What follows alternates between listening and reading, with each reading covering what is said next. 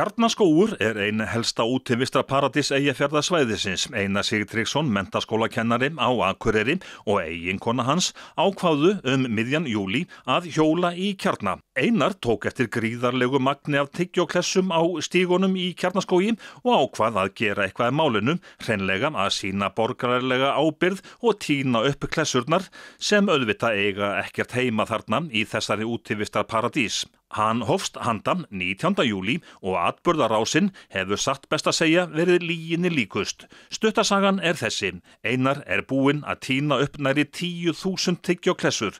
Verðmætir slagar líklega í 500.000 króna. Á föstudeginum þarna, 19. og 20. laugardeginum, þá fór ég allan aðalhringinn hérna. Ég byrjaði bara hér, aðalbílastæðinu, fór allan hringinn. Og það var eiginlega ekkert hérna og það virðist sem einhverju hafi bara hreinsað það mjög vel áður en ég kom á vettvang og það var líka aðeins minna hérna og ég frétti af því að það voru krakkar að hreinsa tyggjó hérna fyrir sumarið. Já, og svo tók ég þverbrautina og líka hér nýja stíginn hérna í gegn og náði þar rúmlega 8.000 tyggjóklessum og mikið af þessu þurfti ég í rauninni að skrapa upp af stígnum. Tyggjóið þannig að festist? Já, það var bara pikkfast ofan í og ég mætti með hníf með svona oddi og gat stangað í þetta og náði þessu upp þannig. En það náttúrulega sumt af þessu mjög morgið og þurrt, þannig að ég náði ekkert alveg öllum klessunum almennilega. Þannig að það ennþá smá tyggjó eftir stígnum. En Kjarnaskógur, þetta vinsælt útivistarsvæði. Hvað sagði fólk þegar það sá mann bara labba með hníf? Já, ég var að viðurkenna það að einhverjir af útlendingunum sem ég mætti hérna. Ég var reyndar alltaf á hnjánum bara að boginn að baksa við eitthvað og fólk vissi ekki alveg hvað ég var að gera en sumir útlendingarnir, þeir eru pínur svona skelkaðir. En Íslendingarnir voru alveg, og fast þeir sem koma hérna reglulega, þeir voru alveg himinsælir með þetta og hvöttu mig áfram og hrósuðu mér og svona. Og bara ánægði með þetta framtak. En, jú, menn hafa alveg, það er kannski ekkert gáfulegt að vera með hníf hérna. En þetta bara full fata, en þú segir að megnið af þessu sé nikótíntyggjú. Já. Hvernig veistu það? Allavega, ég gat náttúrulega ekki vitað það þegar ég var að stanga þetta upp, en það var mjög mikið af klessunum samt með svona áli á fast við, svona ál úr nikótíntyggjú pökkum eða spjöldum. Og þetta svona, ég var nokkuð viss að þetta væri að stórum hluta nikótíntyggja fyrst. Síðan þegar ég fór kom hérna 3 vikur seinna eftir að ég var búinn að hreinsa stíginn. Ég var voðalega ánægður með sjálfan mig að náði að hreinsa þetta allt. En svo 3 vikur seinna, 19 dögum seinna, þá kom ég hérna í göngutúr kvöldið til og þá var allt morandi í tyggjói og næstu 2 daga eftir tíndi ég upp 860 eitthvað klessur. Var það þá á einhverjum svona, bara afmörkuðu svæði? Nei, það var svona meira minn allan hringinn. Ég hafði ekkert komið hérna í 3 vikur og það var búið að dreifa þessu, já, tyggjó var bara út allt.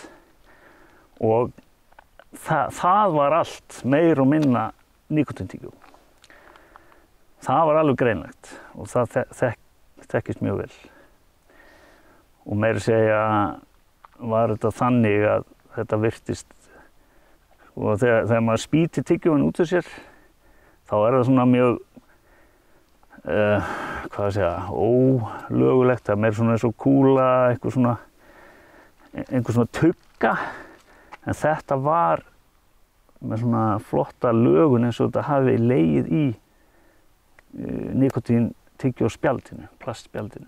Já, það gengur sem sagt tyggjóklessudólgur laus. Einar fór í Kjarnaskóg á mánudaginn í síðustu viku og þá hafði hann frétt að aðrir höfðu tínt upp hátt í 200 tyggjóklessur rétt áður.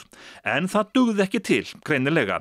Miklu magni að tyggjóklessum hafði verið hent á nýjan leik. Einar líkir þessu öllu saman við söguna vinsælu af Hans og Gretu sem tíndu upp brauðmólana.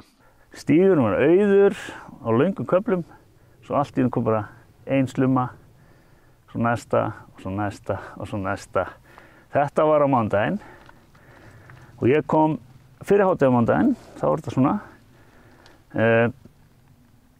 Var komin heim eitthvað 12-leytið, fór aftur klukkan 3 og þá var aftur komin slóð. Og það sama gerist á þriðjudaginn, ég kom til svo á þriðjudaginn og það var slóð í bæði skiptin. Fatan með 10.000 tyggjóklessum er nánast full og það ýmislegt hægt að gera við 500.000 eða hvað, Einar? Já, það er bara einhver sem að kaupa mikið tyggjó og notar það á réttan hátt en skilar því ekki á réttan hátt. Þetta var náttúrulega að fara beint í ruslið og það merkilega við þetta er að viðkomandi setur alltaf spjöldin í ruslið, sko.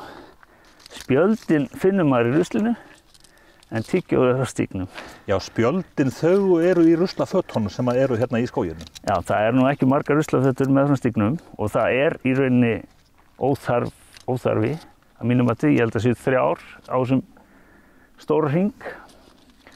Umgengni hérna er mjög góð.